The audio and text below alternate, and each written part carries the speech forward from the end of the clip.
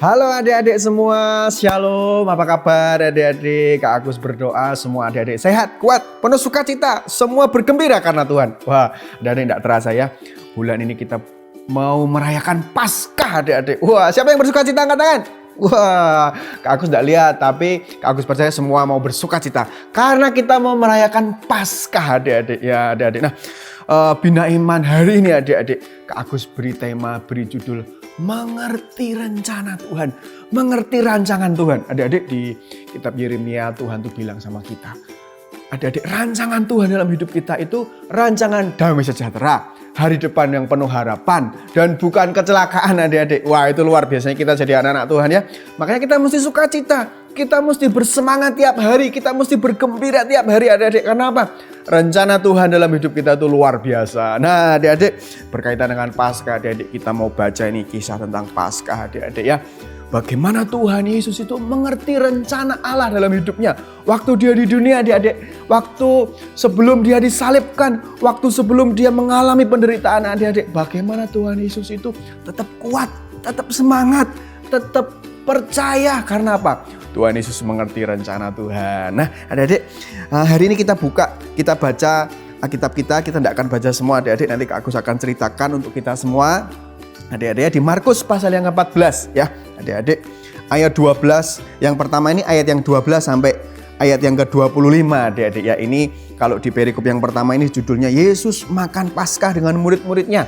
Kemudian ayat yang ke-22 sampai 25 judulnya penetapan perjamuan malam. Adik-adik di sini diceritakan adik-adik waktu dikatakan yang pertama, pada hari pertama dari hari raya roti tidak beragi, pada waktu orang menyembelih domba Paskah, murid-murid Yesus berkata kepadanya, ke tempat mana engkau kehendaki kami pergi untuk mempersiapkan perjamuan Paskah bagimu? Wah adik-adik, waktu itu Tuhan Yesus dan murid-muridnya mau perjamuan Paskah adik-adik ya. Mau ngadain perjamuan Paskah. Ya mereka cari tempat adik-adik ya. Kemudian Tuhan ngomong gini, kamu pergi ke kota. Nanti ketemu orang, tanya sama orang itu, mana tempat untuk perjamuan Paskah nanti. Ya adik-adik, akhirnya murid-muridnya pergi ke kota dan menemukan tempat seperti yang Tuhan katakan. Ya adik-adik, dan akhirnya adik-adik mereka semua pergi ke sana. Tuhan Yesus dan murid-muridnya pergi ke rumah orang itu dan mereka mengadakan perjamuan Paskah. Makan bareng adik-adik, perjamuan Paskah ya. Perjamuan terakhir sebelum Tuhan Yesus itu disalibkan adik-adik. Sebelum Tuhan Yesus ditangkap adik-adik ya. Dan yang luar biasa adik-adik dikatakan seperti ini ya.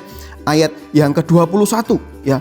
Ini kenapa Tuhan Yesus itu waktu dia ada di dunia dia kuat, dia tetap semangat karena dia tahu rancangan Tuhan, tujuan Tuhan dalam hidupnya waktu dia ada di dunia adik-adik. Ayat yang ke-21 ya. Waktu mereka mau perjamuan adik-adik dikatakan anak manusia memang akan pergi sesuai dengan yang ada tertulis tentang dia ya. Akan tetapi celakalah orang yang olehnya anak manusia itu diserahkan, adalah lebih baik bagi orang itu sekiranya ia tidak dilahirkan. Adik-adik bagian A dikatakan anak manusia memang akan pergi sesuai dengan yang tertulis tentang dia. Adik-adik Tuhan Yesus sudah tahu apa yang rancangan Allah dalam hidupnya dia. Yaitu untuk apa adik-adik? Ayat yang ke 24 ya. Dan ia berkata kepada mereka, inilah darahku, darah perjanjian yang ditumpahkan bagi banyak orang. Tuhan Yesus tahu dia waktu di dunia Allah itu punya tujuan, punya rancangan buat dia, yaitu menjadi penebusan bagi banyak orang. Makanya dia berkata, ini loh, kita perjamuan ini lambang tubuh dan darahku ya. Minumlah, ini akan diberikan, yang akan kuberikan untuk banyak orang. Nah adik-adik, kita juga sama. Kalau kita pengen kuat dalam hidup ini, adik-adik pengen mengalami berkat janji Tuhan, rencana Tuhan yang ajaib dalam hidup adik-adik, belajar ngerti rencana Tuhan, belajar ngerti rancangan Tuhan. Gimana caranya adik-adik? Tadi dikatakan Tuhan Yesus itu tahu rancangan Allah dalam hidupnya dari apa yang tertulis tentang dia. Yang tertulis itu tentang apa?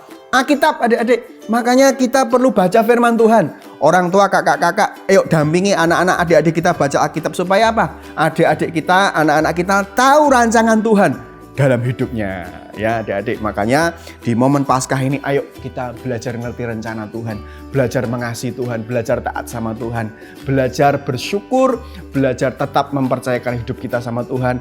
Karena rancangan Tuhan dalam hidup kita ajaib, Terima kasih, Tuhan memberkati. Shalom.